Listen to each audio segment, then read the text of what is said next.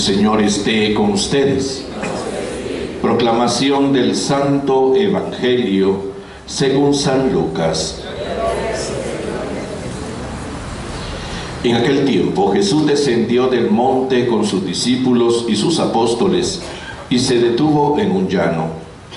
Allí se encontraba mucha gente que había venido tanto de Judea y de Jerusalén como de la costa de Tiro y de Sidón. Mirando entonces a sus discípulos, Jesús les dijo: dichosos ustedes los pobres, porque de ustedes es el reino de Dios. Dichosos ustedes los que ahora tienen hambre, porque serán saciados. Dichosos ustedes los que lloran ahora, porque al fin reirán. Dichosos serán ustedes cuando los hombres los aborrezcan y los expulsen de entre ellos, y cuando los insulten y maldigan por causa del Hijo del Hombre. Alégrense ese día y salten de gozo, porque su recompensa será grande en el cielo. Pues así trataron sus padres a los profetas. Pero ay de ustedes los ricos, porque ya tienen ahora su consuelo. Ay de ustedes los que se hartan ahora, porque después tendrán hambre. Ay de ustedes los que ríen ahora, porque llorarán de pena. Ay de ustedes cuando todo el mundo los alabe, porque de ese modo trataron sus padres a los falsos profetas. Palabra del Señor. Siéntense un momentito. Veamos la lógica de este trozo del Evangelio desde el trozo que proclamamos hace 8 días. El evento de la pesca milagrosa hace que Jesús señale una nueva vocación para 4 pescadores a la orilla del lago de Genesaret: Pedro, Andrés, Juan y Santiago. Y los invita a ser pescadores de hombres. Tranquilos, de ahora en adelante serán pescadores de hombres. Una forma de llamarlos a participar de la misión que Jesús ejerce. Una forma también de ser colaboradores ya desde el inicio del anuncio del reino, de la misma extensión del reino. Y entonces Lucas muy estratégicamente pone este momento inmediatamente después, como queriendo decir: aquí es el lugar, ¿no? Llamados a ser pescadores de hombre. Los interrogantes lógicos: ¿cómo? ¿En dónde? ¿Con quién? Bueno, aquí, este es el panorama, ¿no? Aquí, en este ambiente, en esto que les estoy señalando, ahí es el lugar. Y Jesús, que no ha sido alguien ajeno a esa realidad, porque primero, Él pues crece, se desarrolla en una aldea perdida en las montañas, ¿no?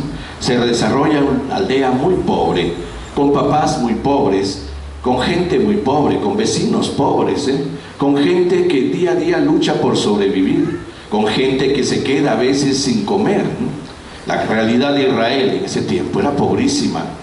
Y lo mismo entonces, Jesús comparte esa realidad, es su realidad, no tiene otra, ¿no? Y ve cómo esta gente tal vez ha perdido la esperanza, cómo esta gente se queja de la situación, aparte de que el dominio romano, y peor aún, el abuso de las autoridades religiosas y civiles, ha sido también motivo de sentirse oprimidos, de sentirse desgraciados. ¿Hay o no hay salida a todo esto? ¿Hay o no hay esperanza? ¿Podemos esperar que esto cambie o nos resignamos a seguir así? Este es el panorama. Este es el panorama. ¿Podríamos identificarnos con este panorama? Claro que sí, tristemente. No debería de ser después de tantos siglos de cristianismo, pero seguimos identificándonos con este panorama, sobre todo un año como el de ahora, ¿no? Un año electoral donde el 90 y pico % de los guatemaltecos nos preguntamos ¿por quién?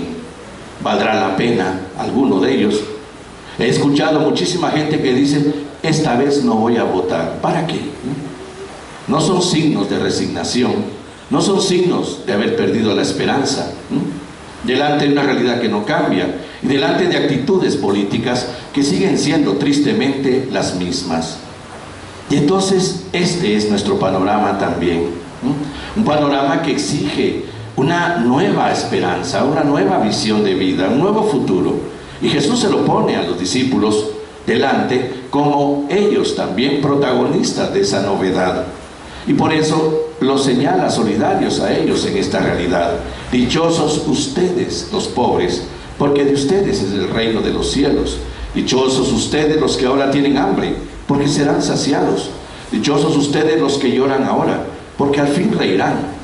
Jesús está previendo ya que sus seguidores, sus cristianos, serán gente que piense en todas estas realidades y día a día busquen también la forma en que pueden ser solucionadas. Y el reino de los cielos se convierte en una alternativa positiva, única, ejercida desde aquellos que también hemos sido llamados a ser pescadores de hombres. Y por eso se nos enseña que el método del reino de los cielos es el método del amor. Y desde el método del amor es que nos abrimos a la generosidad, abandonamos el egoísmo, la soberbia, la vanidad, ¿no?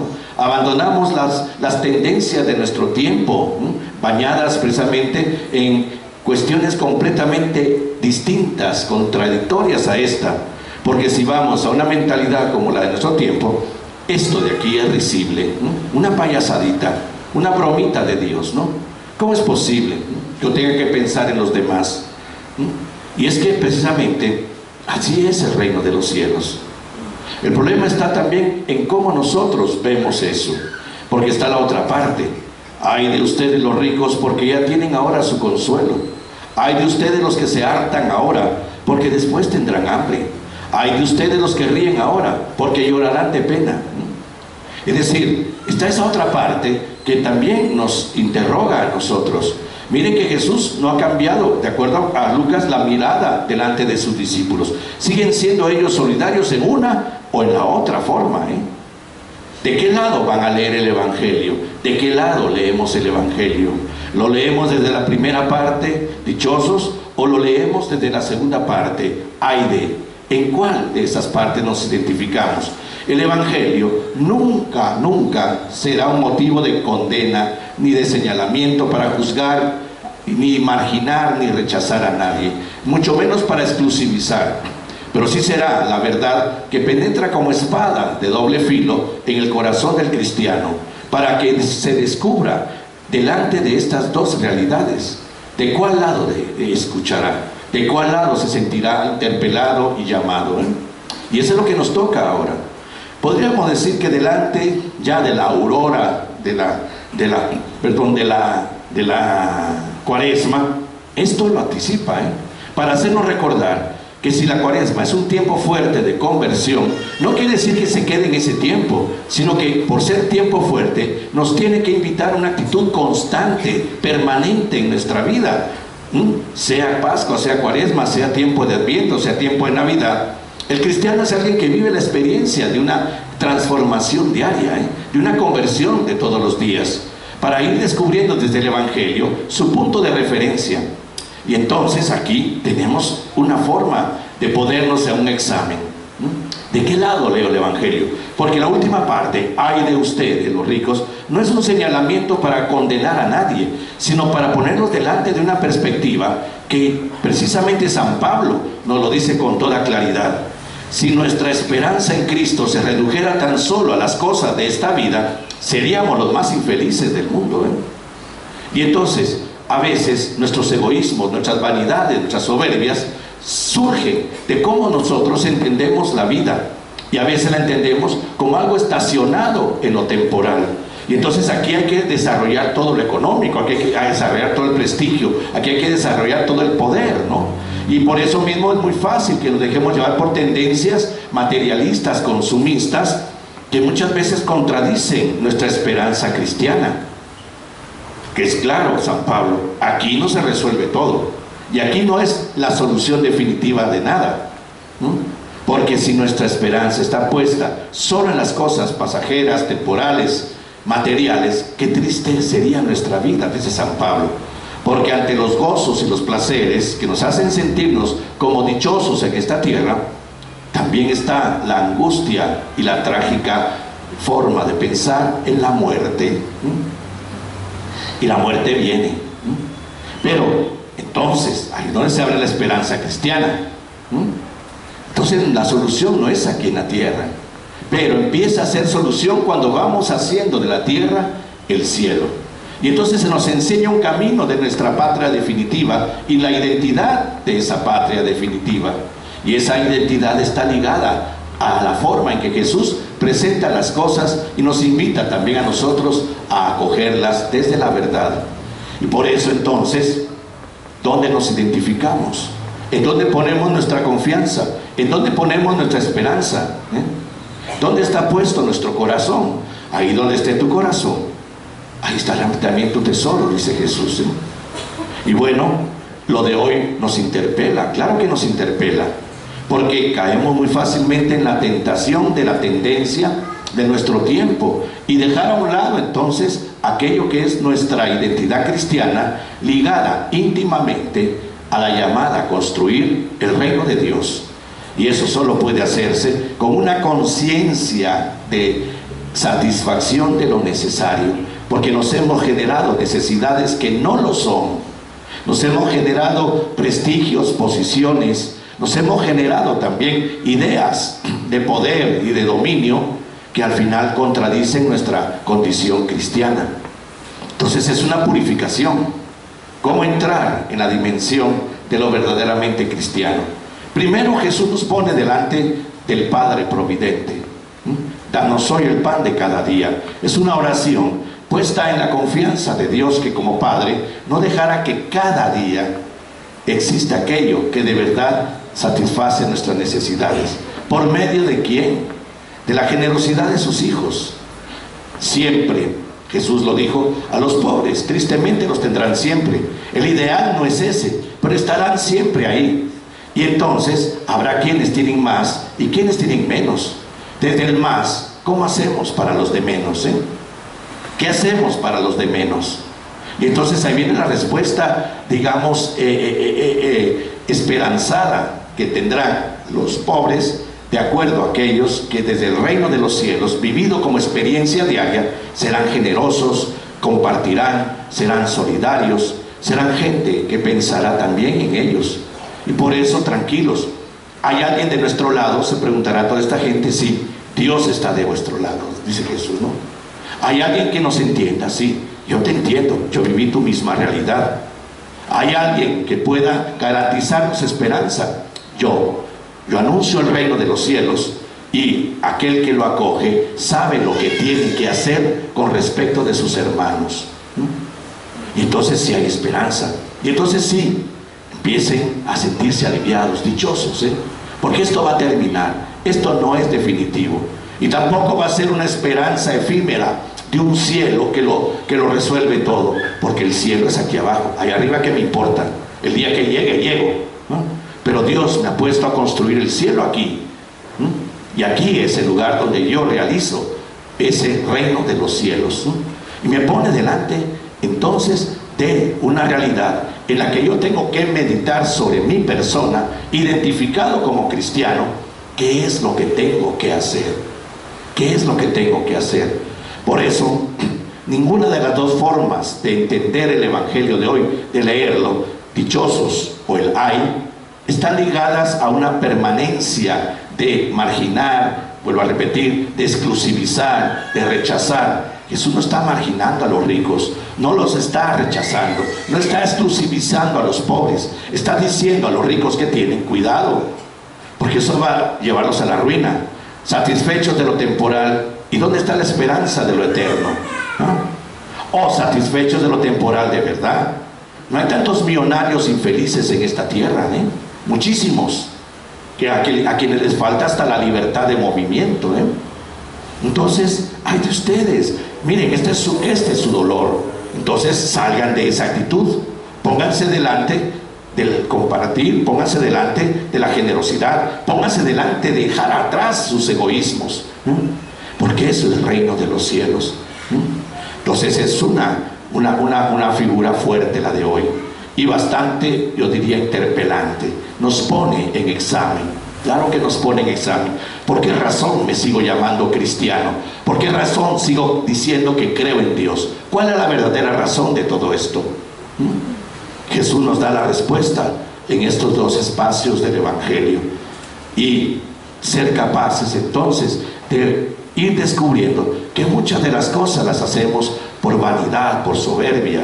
Muchas cosas son tendencias donde hemos puesto también el valor de nuestra vida cuando ahí no está, ¿eh? ¿Cuántas personas se deprimen por no tener lo que otros tienen? Pero serán necesarias de verdad. Serán de verdad cosas que exijan nuestra vida. Eso hay que saberlo discernir. Y lo triste es que a veces estas cosas suceden aún hasta dentro del entorno de la misma iglesia, y generan escándalo, gentes. A mí me dio mucha tristeza hace unos días.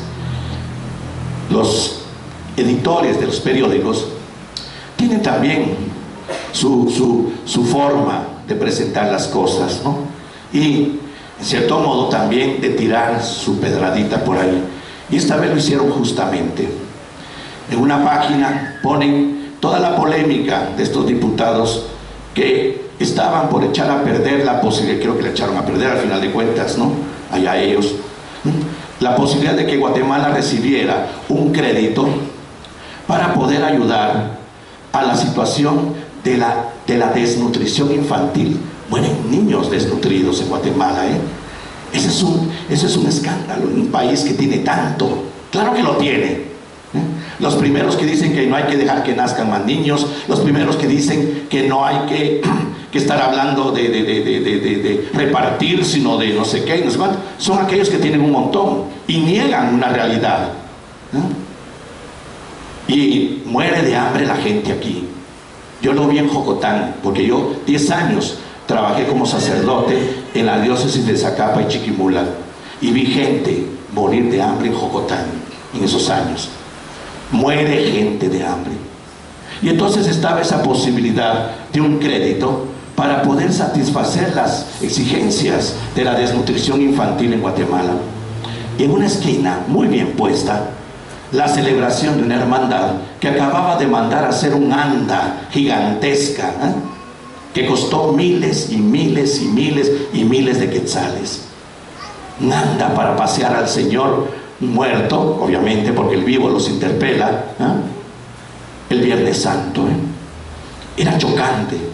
Mientras estos se dan el lujo de gastar miles y miles y miles de quetzales.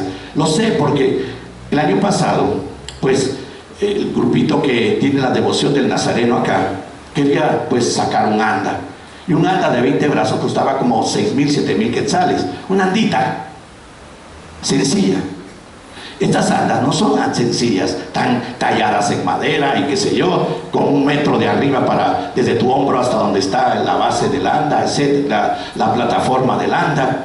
Es decir, esa cosa debió haber costado por lo menos 500,000 de quetzales, mínimo, ¿no?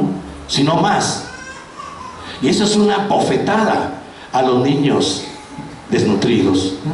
Eso es un insulto, un crimen a la realidad que vive Guatemala. Y tristemente, desde la iglesia, tristemente, permitido desde la iglesia. Claro, ellos no son la iglesia, gracias a Dios, pero generan un signo antirreino, antievangelio, anticristiano, delante de la vanidad de pasear al Señor a su imagen en un anda que ahora se llenan la boca diciendo que va a ser la más grande de Guatemala porque le ganó a la anterior, que también llena de soberbia y de vanidad, fue paseada el año pasado, ¿no? Yo diría a los que cargan que son cómplices del crimen, ¿no? Cómplices, siéntanse cómplices de ese crimen, ¿no? Yo no cargaría, porque es contribuir a esa vanidad que dejó de ser religiosidad popular, que dejó de ser devoción, porque sería más sencillo, estaría más ligado al estilo del Evangelio, en la sencillez, en la pobreza, de un Jesús que caminaba a pie, que no llevaba ni morral ni cinto, ¿no?